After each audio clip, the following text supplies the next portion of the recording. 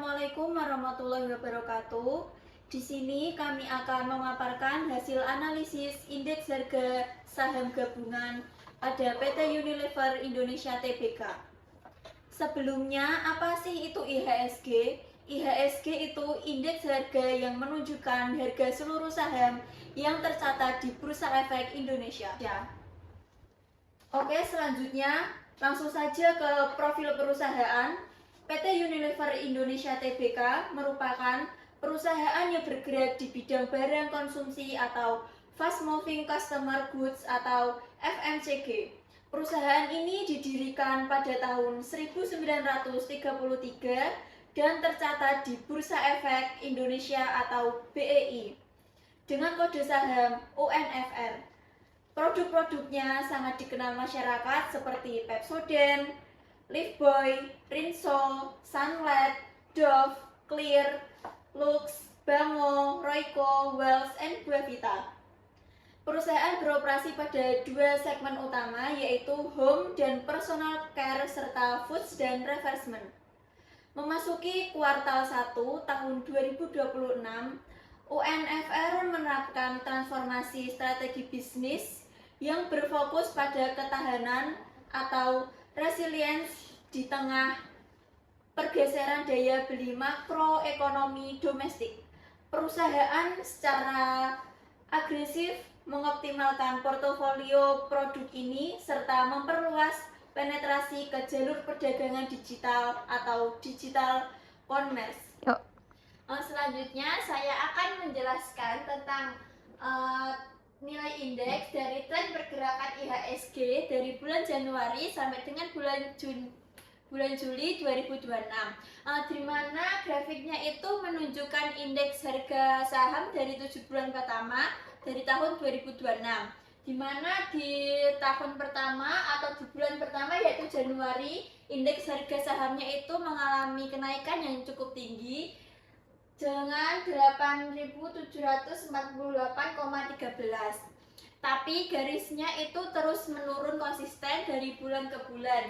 Di mana bisa dilihat di papan dari mulai Januari sampai dengan bulan Juli mengalami penurunan seharga 5.986,49. Selisih titik awal dan akhirnya ini menghasilkan nilai market yang nanti akan dijelaskan oleh rekan saya selanjutnya. Dan garis yang berwarna merah menurun ini mempresentasikan dalamnya kerugian atau penurunan nilai pasar secara keseluruhan. Jadi mayoritas di bursa efeknya itu sahamnya itu dipastikan mengalami penurunan yang signifikan. Selanjutnya kita akan membahas mengenai faktor utama pelemahan pasar. Yang pertama itu ada tekanan makro global, yaitu tingginya ketidakpastian geopolitik global memicu fluktuasi harga komoditas strategis seperti minyak bumi dan emas. Yang kedua, arus modal keluar atau capital outflow, yang berarti investor asing itu cenderung menarik dana dari pasar negara berkembang untuk dialihkan ke aset safe haven akibat kebijakan suku bunga tinggi jangka panjang oleh bank sentral global. Yang ketiga, sikap wait and see. Pelaku pasar domestik menanti kejelasan rilis data inflasi dan pertumbuhan ekonomi dalam triwulan. Opini strategisnya itu dalam kondisi pasar yang terkoreksi signifikan ini, saham sektor FMCG seperti UNVR menawarkan karakter defensif yang kuat meskipun daya beli melambat. Kebutuhan pokok masyarakat terhadap produk sanitasi, kebersihan, dan makanan dasar cenderung tetap stabil dibandingkan sektor siklikal. Selanjutnya yaitu perhitungan return pasar atau market return. Return pasar atau RM digunakan untuk mengukur presentasi keuntungan atau kerugian dari pergerakan indeks pasar secara keseluruhan dalam suatu periode tertentu. Rumus matematis yang digunakan adalah sebagai berikut. RM sama dengan IHSG-T dikurangi IHSG-T min 1 dibagi IHSG-T min 1 dikali 100%, di mana RM adalah return pasar atau market return, nilai IHSG pada akhir periode atau periode saat ini. Dan IHSG T-1 yaitu nilai IHSG pada awal periode atau periode dasar. Studi kasus perhitungan year to date bulan Januari sampai Juli 2026. Asumsi data historis indeks adalah sebagai berikut. Nilai awal tahun IHSG T-1 yaitu 8.744,13. Nilai saat ini atau IHSG T yaitu 5.986,49. Substitusi data ke dalam rumus yaitu RM sama dengan 5.986,49